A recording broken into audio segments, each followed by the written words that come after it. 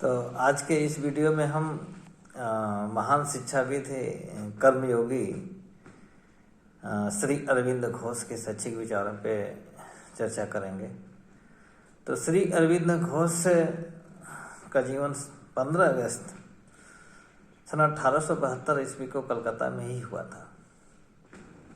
इनके पिता का नाम डॉक्टर कृष्ण घोष और माता का नाम स्वर्णलता देवी था। यानी 7 वर्ष की अवस्था में ही पिता ने इनको अध्ययन के लिए इंग्लैंड भेज दिया और वहीं पर उन्होंने ग्रीक, अंग्रेजी, फ्रेंच, इटालियन आदि भाषाओं का अध्ययन किया और अध्ययन करने के बाद वे भारत आए। भारत आने के बाद उन्होंने कुछ समय राजनीति में भी दिया और अपने क्रांतिकारी कुछ नौकरी में भी इन्होंने अपना समय दिया। कुछ समय तक नौकरी भी किया और इनके जो विचार कुछ अपने क्रांतिकारी विचारों के कारण कुछ समय के लिए इनको जेल भी जाना पड़ा। सन 1910 में ये पहली बार पांडिचेरी गए और पांडिचेरी जाने के बाद वहीं इन्होंने योग साधना प्रारंभ की और वहीं पे इन्होंने अपना देह भी त्याग दिया। यानी 1950 में इनका देहावसान हो गया। तो इनका संपूर्ण जीवन योग साधना पे ही आधारित था। योग को ही प्रमुख मानते थे। यानी शिक्षा के जो आधार थे वह इनका योग पे ही आधारित था। इसलिए इनको कर्मयोगी महान शिक्षा शास्त्री के नाम से जाना जाता है। अब शिक्षा के संबंध में इनका क्या विचार था, अब इनके शैक्षिक विचारों पे हम चर्चा करेंगे। तो सर्वप्रथम शिक्षा क्या है, शिक्षा के संबंध में इनका क्या विचार था, मीनिंग ऑफ एजुकेशन। तो शिक्षा कहते थे कि शिक्षा सूचनाओं का संग्रह नहीं है जो बालक को प्रदान किया जाए, बल्कि शिक्षा वह है जो बालक की अंतर्निहित शक्तियों को बाहर प्रकट करने में अपना सहयोग प्रदान करे, बालक का आध्यात्मिक और भौतिक विकास करे, आध्यात्मिक और भौतिक विकास करने में अपना सहयोग प्रदान करे, बालक को कर्मठ और योग्य नागरिक बनाए। शिक्षा वही है। तो इन्होंने शिक्षा का अर्थ बताया कि यानी बालक को कर्मठ और योग्य नागरिक बनाना, उसके व्यक्तित्व का विकास करना ही शिक्षा होना चाहिए। दूसरा है शैक्षिक विचारों में शिक्षा का उद्देश्य, एम्स ऑफ एजुकेशन। यानी शिक्षा का उद्देश्य क्या था। पहला उद्देश्य उनका शारीरिक विकास करना है। जैसा कि सभी शिक्षा शास्त्रियों ने शारीरिक विकास को शिक्षा का प्रमुख उद्देश्य माना है, वैसे श्री अरविंद ने भी शिक्षा को शारीरिक विकास माना। और दूसरा है मानसिक विकास। यानी मानसिक विकास है उसके चिंतन, तर्क, कल्पना और स्मरण शक्ति का विकास करना शिक्षा का उद्देश्य है। अगला है आध्यात्मिक एवं नैतिक विकास। यानी इनका मानना था कि चूंकि ये अध्यात्मवादी विचारक थे, इनका मानना था कि प्रत्येक व्यक्ति में एक ईश्वरीय शक्ति होती है, ईश्वरीय गुण होता है। उन्हीं अंश को, ईश्वरीय गुण को बाहर निकालना ही शिक्षा का उद्देश्य होना चाहिए। अगला है ज्ञानेंद्रियों का विकास, यानी ज्ञानेंद्रियों की शिक्षा। श्री अरविंद चाहते थे कि बालक की जो ज्ञानेंद्रियां हैं, जैसे आँख, कान, नाक, जीभ, त्वचा, यानी ये 5 ज्ञानेंद्रियों का विकास होना चाहिए, तभी बालक अपना विकास कर सकता है। अगला है अंतःकरण का विकास करना। यानी श्री अरविंद ने मस्तिष्क के 4 अंग बताए हैं, चित्त, मनस, बुद्धि और अंतर्ज्ञान। यानी मस्तिष्क के इन 4 अंगों का विकास होना चाहिए। और अगला है चेतना का विकास। यानी चेतना का विकास यानी बालक के अंदर कुछ जैसे अपने स्वयं को पहचानना, उसके अंदर कुछ ऐसे शक्तियां हैं, ईश्वरीय देन है, यानी उसी को पहचान ले, यही शिक्षा का उद्देश्य होना चाहिए। अगला है पाठ्यक्रम, कैरिकुलम, यानी पाठ्यक्रम इनके अनुसार क्या था। पाठ्यक्रम के संबंध में इन्होंने बताया कि पाठ्यक्रम प्राथमिक, माध्यमिक और उच्च स्तर पर अलग अलग होना चाहिए। तो इन्होंने प्राथमिक स्तर के लिए, माध्यमिक स्तर के लिए और उच्च शिक्षा के लिए अलग अलग पाठ्यक्रम निर्धारित किया। उसमें प्राथमिक स्तर के पाठ्यक्रम में मातृभाषा, अंग्रेजी, फ्रेंच, सामान्य विज्ञान, सामाजिक अध्ययन और गणित तथा चित्रकला को रखा।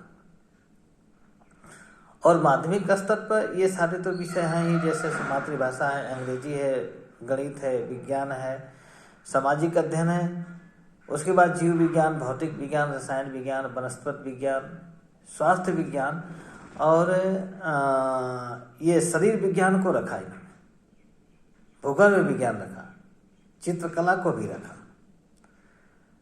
और विश्वविद्यालय स्तर पर भारतीय एवं पाश्चात्य दर्शन, मनोविज्ञान, समाज शास्त्र, शिक्षा शास्त्र, यानी सभ्यता का इतिहास, फ्रेंच इतिहास, अंग्रेजी का इतिहास, भौतिक शास्त्र, रसायन शास्त्र, जीव विज्ञान और अंतर्राष्ट्रीय संबंध तथा विश्व इतिहास को इन्होंने विश्वविद्यालय स्तर पर उच्च शिक्षा के में रखा इन्होंने।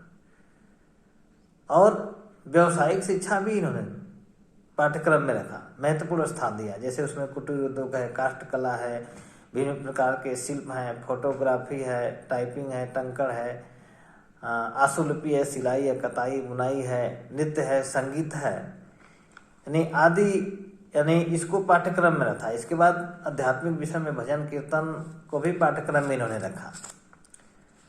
अब अगला बिंदु है शिक्षण विधि, यानी टीचिंग मेथड। श्री अरविंद ने कौन कौन सी शिक्षण विधियों को पाठ्यक्रम में स्थान दिया। इन्होंने कोई अलग से नई शिक्षण विधि को पाठ्यक्रम में स्थान नहीं दिया, बल्कि उन्हीं शिक्षण विधियों को एक क्रमिक ढंग से, यानी एक तरह से इनका क्रमिक शिक्षण विधि है, जिसमें ये चाहते थे कि बालक को सर्वप्रथम पहले केवल एक विषय का ज्ञान दिया जाए, पहले एक विषय या दो विषयों का ज्ञान दिया जाए, उसके बाद क्रमशः सभी विषयों का धीरे धीरे ज्ञान दिया जाए। तो उसके लिए इन्होंने निम्नलिखित शिक्षण विधियों को बताया कि जैसे बालक की स्वतंत्रता वाले, माने बालक को स्वतंत्र कर दिया जाए, स्वतंत्रता के सिद्धांत पर आधारित हो, यानी बालक की स्वतंत्रता विधि, एक तरह से स्वानुभव विधि, करके सीखना, यानी उसकी रुचि के अनुसार, और बालक की प्रेम और सहानुभूति के आधार पर शिक्षा तथा परस्पर सहयोग। और शिक्षा का माध्यम इन्होंने बताया कि मातृभाषा होनी चाहिए। तो इन्हीं से, यही एक तरह से इनकी शिक्षण विधि है। शिक्षक का स्थान, टीचर कैसा होना चाहिए।